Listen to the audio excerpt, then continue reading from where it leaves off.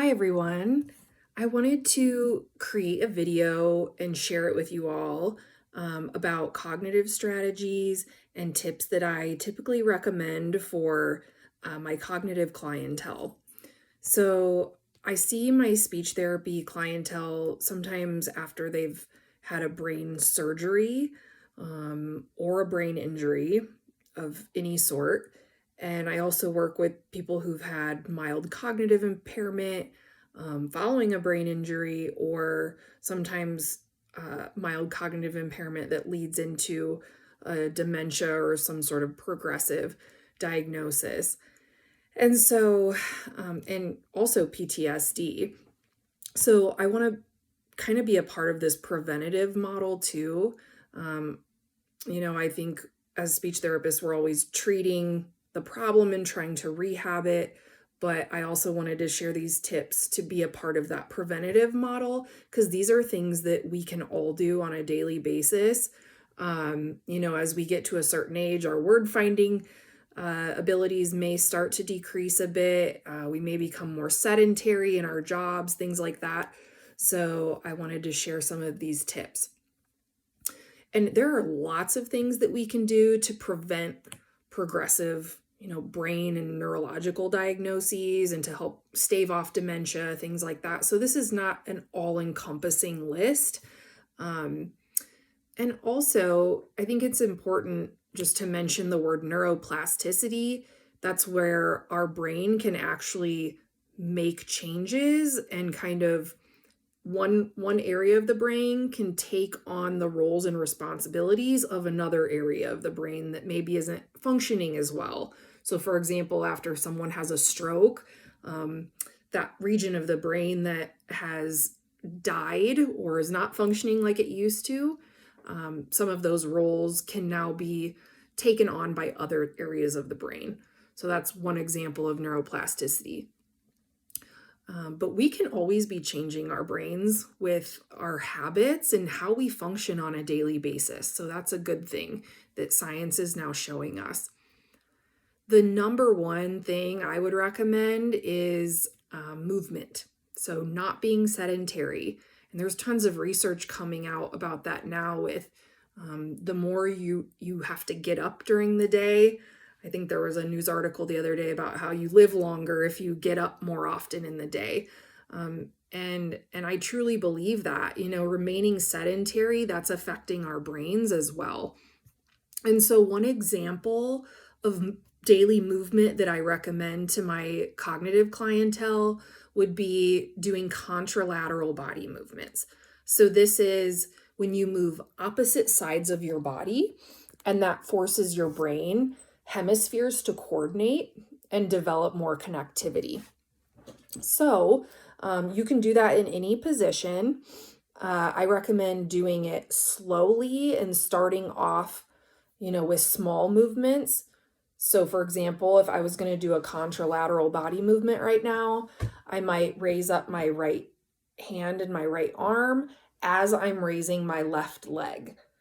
So I'm doing movements on opposite sides of the body, right? So both of my brain hemispheres are having to activate right now and pay attention. And so then if you alternated this, that could be a nice little brain activity to do at home. And you can do this a lot of different ways. You can get creative with it. You can use musical instruments, shaking a maraca in one hand and pounding, a drum on the floor with your left foot, something like that. So the benefits of that is it's enhancing focus and attention, which can also assist you in remaining calm and kind of activating that parasympathetic nervous system. So that's the opposite of your fight or flight, right? So that's going to help calm you.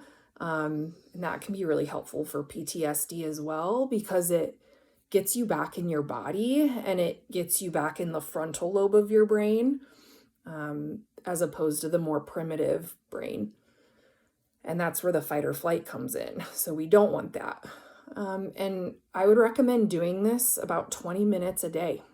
And that's something we can all do. So the next tip or cognitive strategy I wanted to share is reading more paper-based material as opposed to screen-based. So getting off your phones and your Kindles to read a book, an actual book that you're going to flip the pages, those old-fashioned things that people used to do. And I know that's hard because we're always on the go, and having a Kindle or reading on your phone is so handy. And I'm not saying you should never do that. But especially for someone who maybe already has some mild cognitive impairment, I would definitely recommend using more paper-based. You're going to get less distractions that way. And it's also going to help you sustain your attention a little bit longer, because we do tend to be a little more distracted when we have a screen in front of us. It's more tempting to log out of that program and, check your social media or your emails, or you're seeing alerts and notifications or a phone call come up or a text. So that would be my next suggestion. And then my next tip is finding an activity that gets you into the flow of just enjoying the activity, or just finding a strong purpose for the activity or what you're wanting to do. So for me, like watercolor gets me into that flow where I can kind of zone out and not pay attention to other things for a while. And then it's almost like I forget how much time has passed. So that's really important, getting in that state of flow. It's almost like meditation. And then finding a strong purpose for why you're wanting to change your brain is important too. Think about people who quit smoking. They give it up for their health because maybe they want to live a long life for their children or grandchildren. So the same goes for our brains. We want to make intentional choices now in order to live a long, healthy life and, be aware and be present as long as we can. So that would be another cognitive tip that I recommend for many of my clients. And then getting adequate sleep at night is so important too. The brain needs idle time. It needs REM sleep. And if you're not getting good REM sleep at night, I would try and get a sleep study. I would try to get a doctor's evaluation to see if you have sleep apnea. Things like that need to be controlled so that you can get adequate sleep and rest your brain. The next one, I recommend staying active in the community and finding some sort of purpose and connection with other people. That's so important for social skills, keeping up with just conversing with people, having something to look forward to, motivate you to keep going and talking to people. That's really important. So even if you don't have a lot going on, maybe you're retired, maybe you can't get out of the house very well, trying to find a way to initiate conversation with people, even if it's at the grocery store, even if it's, checking out a book at the library, anything, just finding a way to initiate conversation with people. And then my last tip here is writing. So writing with a pen and paper, pencil and paper, you're getting that hand-eye coordination. You're having to organize your thoughts. You're having to process language.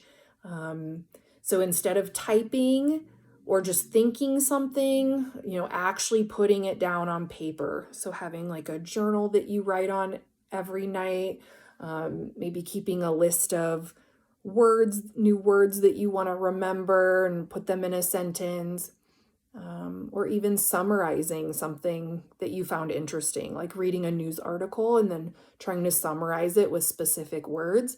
That's going to be great for recall, attention span, word finding, thought organization, all that good stuff. All right, thank you for watching.